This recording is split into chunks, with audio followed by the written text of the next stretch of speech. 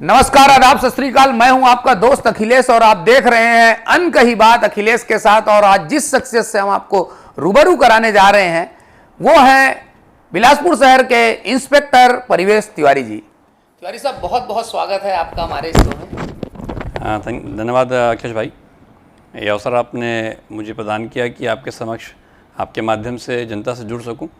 अच्छा लग रहा है, थैंक यू। तिवारी साहब, बचपन से ही इच्छा थी कि पुलिस में जाना है, पुलिस इंस्पेक्टर बनना है, या कुछ और करना चाहते थे और अचानक से फिर पुलिस में आ गए? नहीं, यूनिफॉर्म के प्रति एक लगाव तो शुरू से था। स्कूल लाइफ से देखा जाए तो स्काउट्स, फिर एनसीसी, फिर रिपब्लिक डे कैंप दिल्ली में किया। उसके बाद फिर मतलब प्री प्लान तरीके से था कि मतलब यूनिफॉर्म सर्विसेज पे आना है। और ये अवसर मिला कि छत्तीसगढ़ में अपने घर पे अपने ही लोगों के बीच उनकी सेवा करने का लाभ मिल रहा है, तो बहुत अच्छी बात है, थैंक यू। तिवारी साहब, आपकी पहचान जो है बड़ा एक डायनेमिक ऑफिसर के रूप में है शहर में, और आप हमेशा एक नए नए कार्य करते रहते हैं।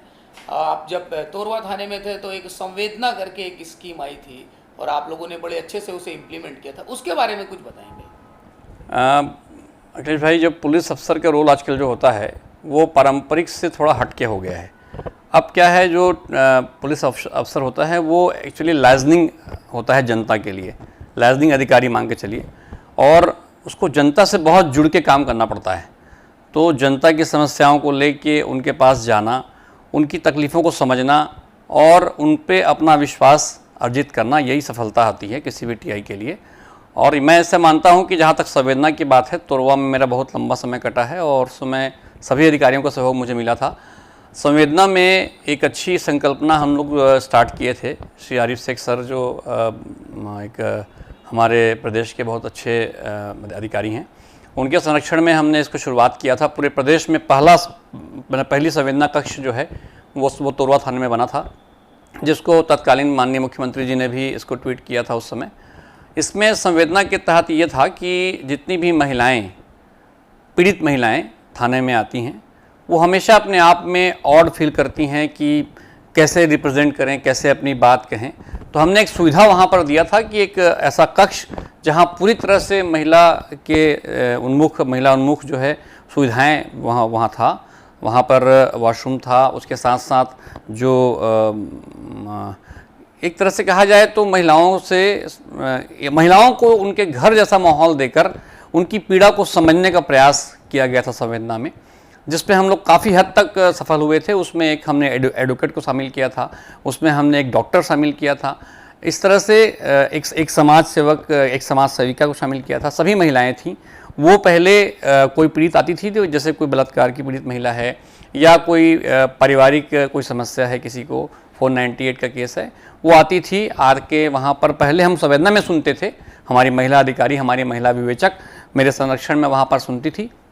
उसके बाद अगर वो काउंसलिंग के बाद उसको लगता है कि वो एक बार उसको अवसर मिल रहा है, वो मतलब अपराध अगर रजिस्टर कराना चाहती है तो हम करते थे, और अगर रजिस्टर कराना नहीं चाहती है तो एक अच्छी काउंसलिंग करके उसको आगे भविष्य के लिए एक अच्छा अवसर प्रदान करने का प्रयास किया जाता था।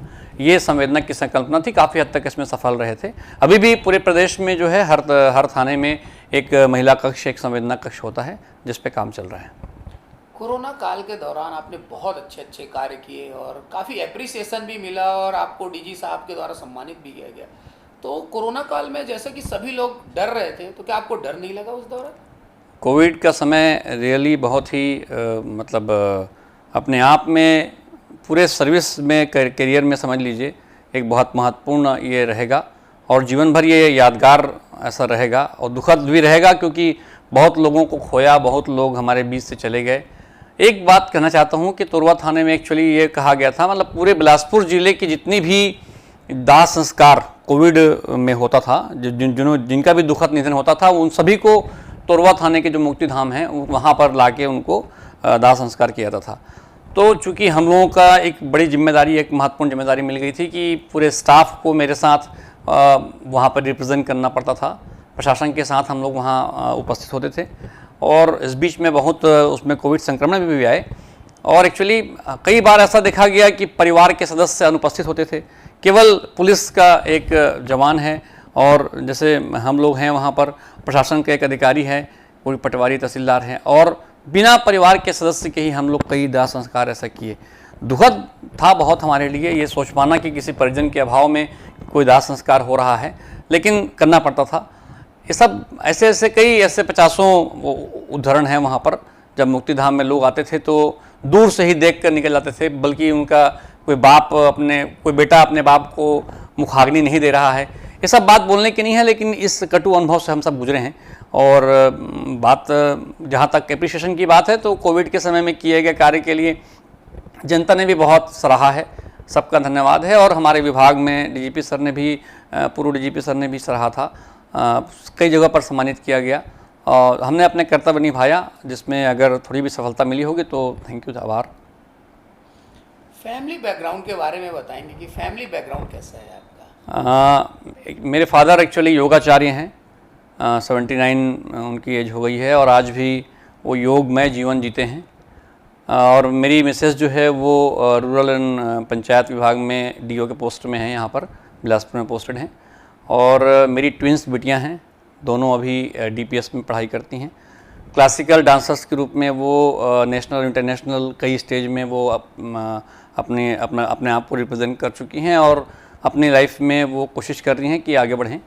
और मैंने कोशिश किया है कि परिवार में सबको उनकी इंडिपेंडेंट जो इमेज है, उनकी इंडिपेंडेंट हॉबी के हिसाब से, इंटरेस्ट के हिसाब से काम करने का अवसर मिले। जैसे मेरे पापा ने मुझे अवसर प्रदान किया, वैसे ही मैं सभी को एक नज़र से देखता हूँ कि सबको अवसर मिलना चाहिए। मिसेस भी अपने काम में बहुत अच्छा कर रही हैं, मैं उनको अपने से ज़्यादा योग्य मानता हूँ। उनका हमेशा कंधे से कंधा मिलाकर मेरे साथ वो रहती हैं, क्योंकि पुलिस अधिकारी के रूप में एक पारिवारिक जीवन जीने के लिए पत्नी का सहयोग बहुत इम्पोर्टेंट है और उसके लिए मैं बहुत खुशनसीब मानता हूँ अपने आप को कि वो मेरा पूरा सहयोग कर रही हैं। आज का जो पुलिस ऑफिसर है वो फिल्मों से बड़े इन्फ्लुएंस हैं, तो आपको क्या लगता है कि कितने इन्फ्लुएंस होते हैं? और आज सिंघम और दबंग बनने का जो प्रयास होता है, कितना इन्फ्लुएंस है आज के पुलिस ऑफिसर, जो न्यू पुलिस ऑफिसर सभी आ भी रहे हैं वो भी? सही है, बिल्कुल। जनता से जो भी अधिकारी जुड़कर काम करता है वो हमेशा कोशिश की जाती है उसके बारे में कि उसको रिप्रेजेंट करने के लिए, समाज में उसको दिखाने के लिए लोग आगे आएँ। अखिलेश भाई, आप तो बहुत एक शानदार अभिनय के आप खुद ही साक्षी हैं और हमारे बहुत अच्छे मित्र हैं। आपकी जो जितनी भी फिल्में हैं हमने देखी है और आगे भी अवसर मिलता रहेगा ऐसा। जहाँ तक पुलिस की बात है, जनता से असल में जुड़ाव की वजह से लोग पुलिस में निगेटिवनेस बहुत ज़्यादा देखते हैं, और जहाँ निगेटिवनेस है वहाँ पर जनता उसको, जैसे मैं बताऊँ आपको, जब चोरी होती है ना तो वो लोगों के लिए बहुत इंटरेस्टिंग होता है। चोरी का पकड़ा जाना, दैट इज़ अवर ड्यूटी, वो हमारा कर्तव्य है, हम ड्यूटी पकड़ना, मतलब चोरी पकड़ना हमारा काम है। बट मीडिया भी रिप्रेजेंट करती है जब ना, तो चोरी होना ज़्यादा इम्पोर्टेंट होता है। कैसे हुआ, उसकी कहानी, उसका फिल्मांकन कि कैसे चोरी हुई, कैसे घटना घटित हुई, ये बहुत इम्पोर्टेंट होता है। लेकिन उसको जो उसके इन्वेस्टिगेशन के लिए और उसको ट्रेस करने के लिए जो प्रयास किया गया, उस पर भी ध्यान अब दिया जाने लगा है। ये बहुत खुशी की बात है। जैसा आपने कहा कि फिल्मों में पुलिस अधिकारी के रूप में एक्टिंग करना, ये बात सही है कि पुलिस की जो इमेज होती है उस इमेज को फिल्मों के माध्यम से अब काफ़ी सराहा जाने लगा है। और पहले आप देखें तो जो पुरानी फिल्में होती थी उसमें केवल निगेटिव रोल हमेशा पुलिस का होता था। लेकिन बहुत खुशी की बात है कि आप और आपके साथ जितने भी फिल्मों के जुड़े हुए लोग हैं, अब पुलिस की पॉजिटिव इमेज और उसकी जो कंस्ट्रक्टिव इमेज को भी सामने ला रहे हैं। ये बहुत खुशी की बात है। मैं एक बार और कहना चाहता हूं कि जो लाइजनिंग वर्क पुलिस का है, हमेशा से जो लाइजन करने का जो काम है, उसमें काफ़ी चेंज आता जा रहा है और उसको भी मीडिया के माध्यम से, आपके माध्यम से जनता के समक्ष आना चाहिए कि कितनी बिजीनेस और कितनी व्यस्तता पुलिस के काम में होता है, और उसके बाद भी वो जनता से जुड़ के काम करने का प्रयास करता है, उनकी समस्याओं से रूबरू होने का प्रयास करता है। और कहीं ना कहीं मैं एक बात कहना चाहता हूँ कि पुलिस अधिकारी के रूप में डिटेक्शन से ज़्यादा प्रिवेंशन इम्पॉर्टेंट है। डिटेक्शन मतलब ये हुआ कि घटना के बाद की जो हमारी इन्वेस्टिगेशन है वो डिटेक्शन होता है, और प्रिवेंशन मतलब घटना के पहले हम क्या प्रयास करते हैं कि कोई घटना ना हो, ये बहुत इंपॉर्टेंट है। इसको भी आपके माध्यम से मैं करना चाहता हूं कि सामने आना चाहिए जनता के सामने में, तो बेहतर होगा। तिवारी साहब, आप एक काबिल अफसर तो हैं ही, उसके अलावा आप बहुत अच्छे गायक भी हैं, ऐसा हमने सुना है। तो हमारे दर्शकों के लिए 2 लाइन अगर गुनगुना दें कुछ आप। ये बात सही है, कोविड के समय में थोड़ा सा जनता तक अपनी बात पहुंचाने के लिए कई सारे तरीके पूरे देश ने अख्तियार किए हैं, और हम लोगों ने भी कहीं न कहीं अपने किसी माध्यम से जनता तक बात पहुंचाने का प्रयास किया था। उस बीच हमारा इंटरेस्ट शुरू से रहा है कि हॉबी रही है कि सिंगिंग का हॉबी रहा है, तो उसको भी मैंने इसमें इम्प्लीमेंट किया।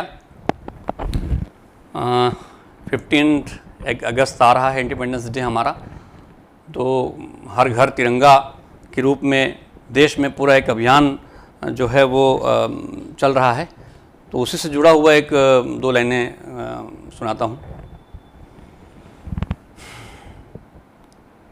ऐ मेरे प्यारे वतन, ऐ मेरे बिछड़े चमन, तुझ पे दिल कुर्बान। है मेरे प्यारे वतन, है मेरे बिछड़े चमन, तुझ पे दिल कुर्बान। तू ही मेरी आरज़ू, तू ही मेरी आबरू, तुझ पे दिल कुर्बान। है मेरे प्यारे वतन, है मेरे बिछड़े चमन, तुझ पे दिल कुर्बान। बहुत बढ़िया तिवारी साहब, बहुत शानदार गाना आपने गाया, और बहुत बहुत धन्यवाद तिवारी साहब, आपने अपना कीमती समय दिया उसके लिए। सर, बहुत धन्यवाद। एक अपील जनता से करना चाहता हूँ आपके माध्यम से कि एक अवसर मिला है आपके द्वारा जो है जनता से जुड़ने का, तो अपने आप को सेफ रखिए, सावधान रहिए, और नेचर चेंज हो रहा है, प्रकृति चेंजिंग है, इसके साथ अपराध के तरीके भी चेंज हो रहे हैं। परंपरागत तरीका चेंज हो गया, अब साइबर फोरेंसिक्स के आधार पर लोग अपराध कर रहे हैं। इससे बचें, अपनी गोपनीय जानकारी लोगों को शेयर ना करें, इंटरनेट का यूज़ बहुत सावधानी से करें। बस यही आप सभी से मेरी अपील है। Thank you. बहुत बहुत धन्यवाद तिवारी साहब, आपने अपना कीमती समय दिया उसके लिए। Thank you, welcome sir.